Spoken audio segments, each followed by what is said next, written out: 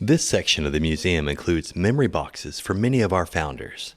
These memory boxes will often include personal and unit citations, organization patches, and commendations received by the service member.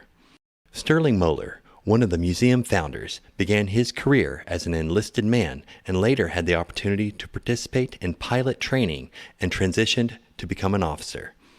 Sterling flew missions in Korea and later retired from the Parent Air Force Base. Sterling was a long-time volunteer at the museum and was instrumental in its development. Charles Brown, also known as Charlie, another of our museum founders, began his military career as an Army soldier fighting in the Korean War.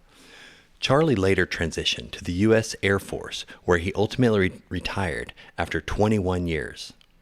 Charlie's experience in the Army led him to become one of the Air Force's weapons trainers, and he competed as a top marksman for the Air Force.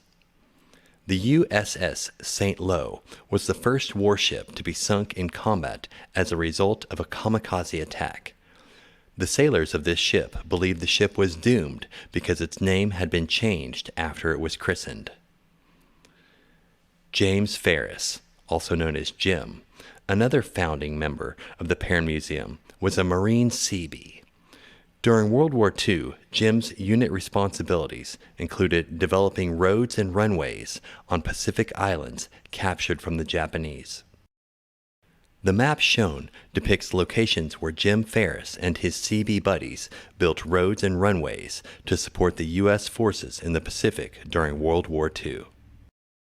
Elmer Robinson, also known as Robbie, a longtime museum volunteer, was a second-generation military member supporting the Korean and Vietnam Wars.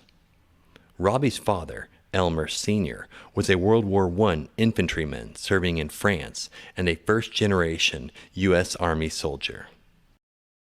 We have highlighted some of the many volunteers who made this museum possible.